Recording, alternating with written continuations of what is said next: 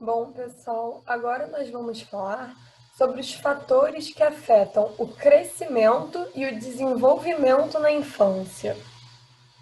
Bom, pessoal, o crescimento ele não é um processo independente.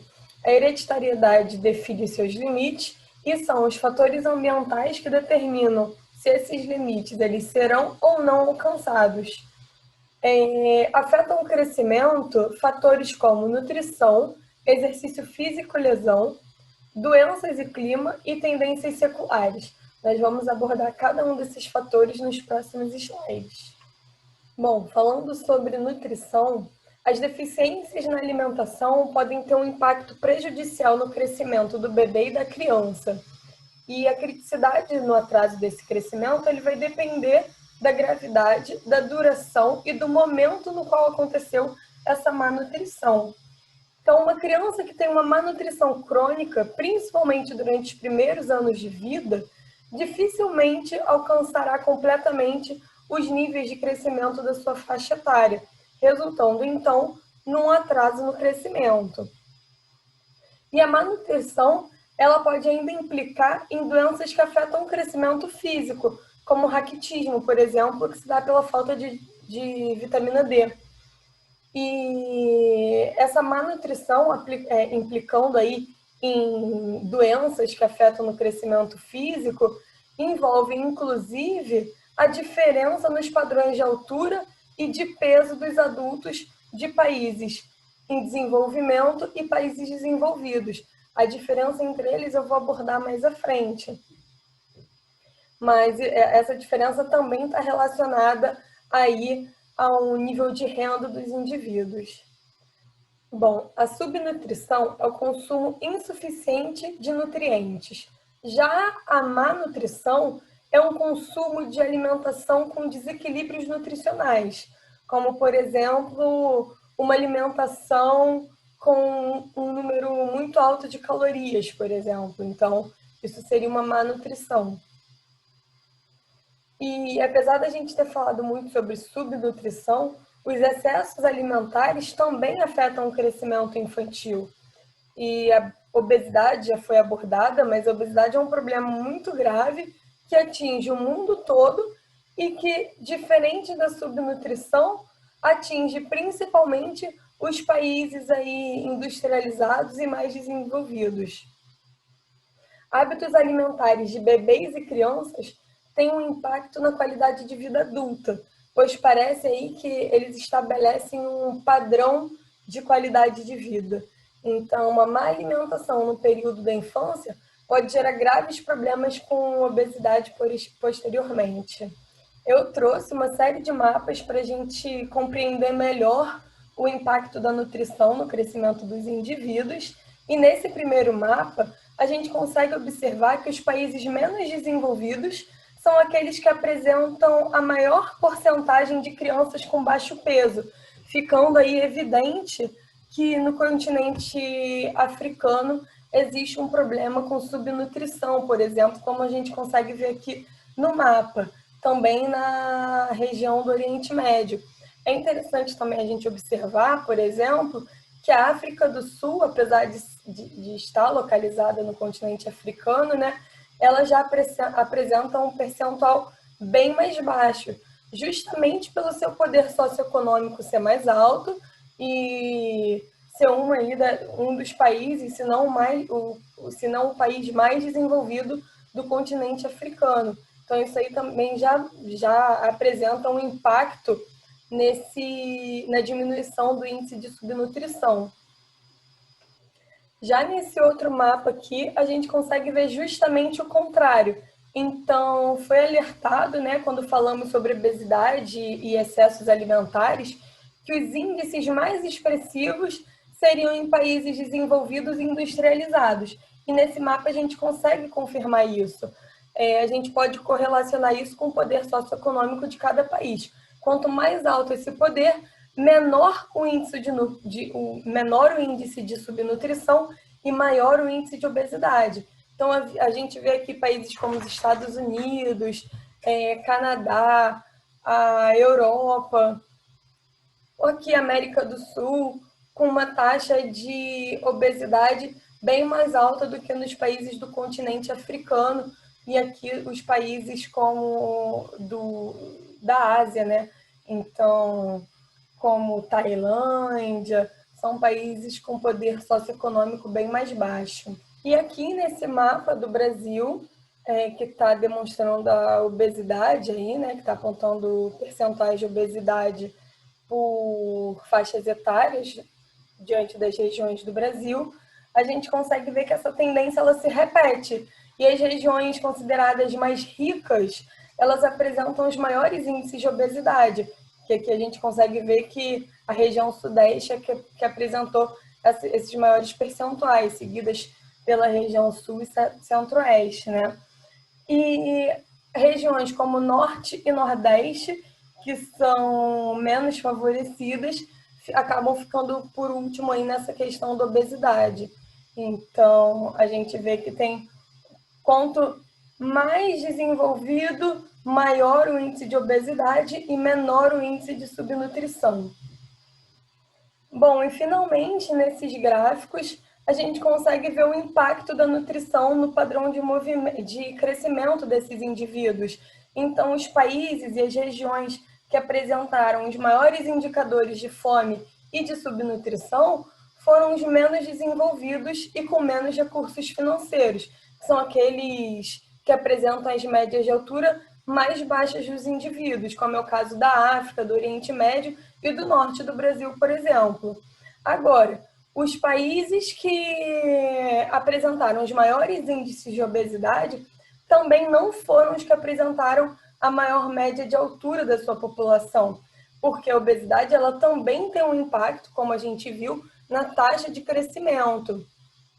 Então, os países aí com as maiores médias de altura da população foram os países europeus mais desenvolvidos, como já era previsto, né? Então, não são nem os países com maiores taxas de obesidade e nem com as taxas de subnutrição, é como se fosse um meio termo.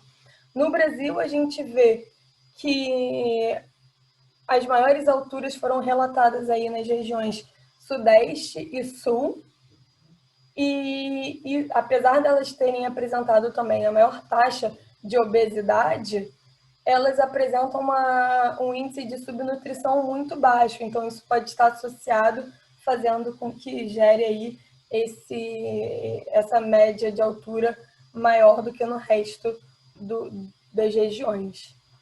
Bom, pessoal, agora a gente vai falar sobre os fatores de exercício físico e lesão. Em geral, a atividade física ela parece ter um efeito positivo sobre o crescimento, exceto naqueles casos nos quais existe a prática excessiva de exercício físico.